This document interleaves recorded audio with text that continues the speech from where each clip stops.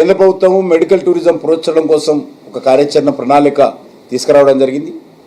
Heal in India నినాదంతో ముందుకెళ్ళబోతా ఉన్నాం. అది ఈరోజు మన హైదరాబాద్ నగరంలో కానీ తెలంగాణ రాష్ట్రంలో ఉన్నటువంటి ఈ యొక్క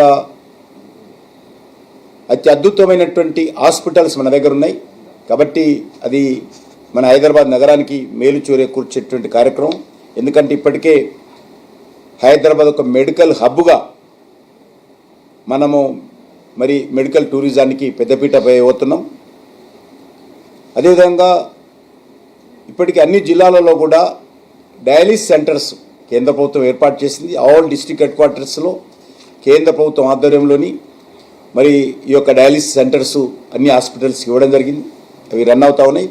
దాంతోపాటు ఈరోజు క్యాన్సర్ కోసం కూడా డే కేర్ సెంటర్లను కూడా అన్ని జిల్లా హెడ్ క్వార్టర్లో ఏర్పాటు చేయాలని చెప్పి కూడా నిర్ణయించడం జరిగింది. అది తెలంగాణలో కూడా అన్ని జిల్లాలకు వస్తాయి.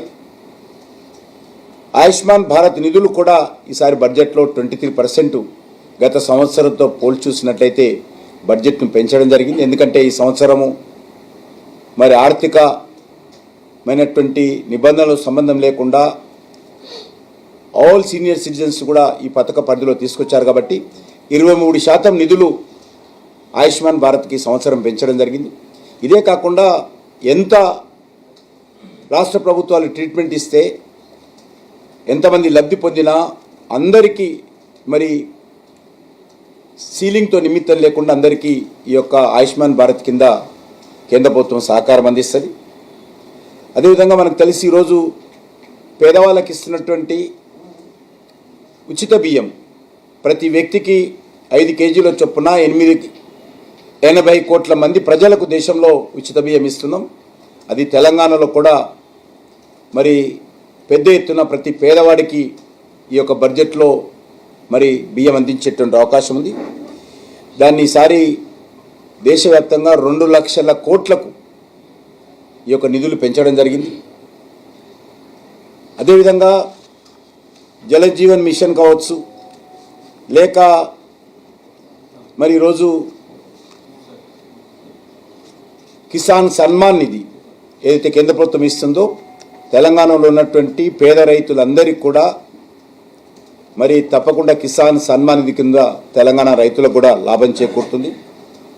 అంతేకాకుండా ఈరోజు అనేక ఈ యొక్క ఎడ్యుకేషన్ విషయంలో కూడా ఆర్టిఫిషియల్ ఇంటెలిజెన్స్కు ప్రోత్సహించే కార్యక్రమం కావచ్చు, 50,000 అటల్ టింకరింగ్ ల్యాబ్స్ కొత్తగా గతంలో చేసినటువంటి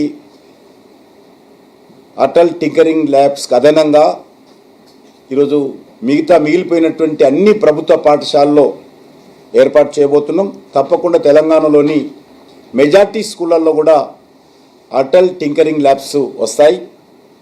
అదేవిధంగా అన్ని PHC primary health centres, all government high schools ఈ 2 సెంటర్స్లో కూడా మరి వైఫై నెట్వర్క్, బ్రాడ్బ్యాండ్ నెట్వర్క్తో పాటు వైఫై నెట్వర్క్ కూడా అందుబాటులో రాబోతూ ఉంది. అంతేకాకుండా భారతీయ భాషా పుస్తక్ స్కీమ్ ఇవన్నీ కూడా రీజనల్ లాంగ్వేజ్లో ఉన్నటువంటి బుక్స్ అన్ని కూడా డిజిటలైజేషన్ తెలంగాణలో ఉన్నటువంటి పుస్తకాలను కూడా చేయబోతూ ఉన్నాం. దాంతోపాటు అంగన్వాడీ సెంటర్స్ తెలంగాణలో ఉన్నటువంటి అన్ని అంగన్వాడీ సెంటర్స్ని కూడా మరి ఇన్ఫ్రాస్ట్రక్చర్ అప్గ్రేడ్ చేయడం కావచ్చు, కొత్త అంగులు ఏర్పాటు చేయడం కావచ్చు, మరి ఐఐటిలో మరి విద్యార్థులను సంఖ్యను పెంచే దాంట్లో తెలంగాణలో కూడా పెరగబోతూ ఉంది.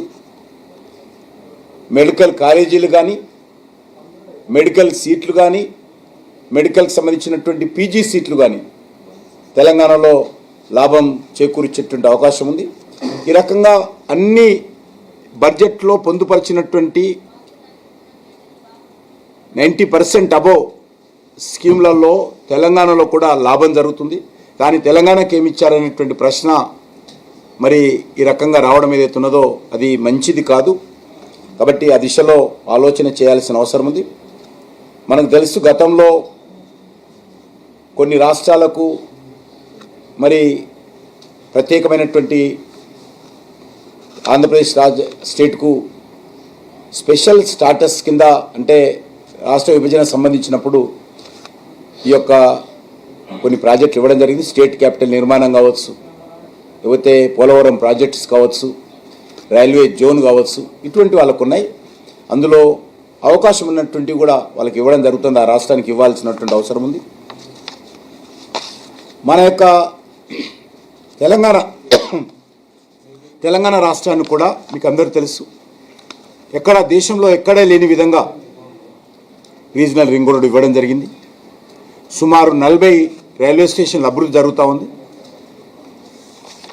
మరి భవిష్యత్తులో తప్పకుండా ఇటీవల దేశంలో జవహర్ విద్యా కేంద్రాలు ఏర్పాటు చేసినప్పుడు, నవోదయ విద్యా కేంద్రాలు ఏర్పాటు చేసినప్పుడు అత్యధికమైనటువంటి నవోదయ విద్యా కేంద్రాలు తెలంగాణకు రావడం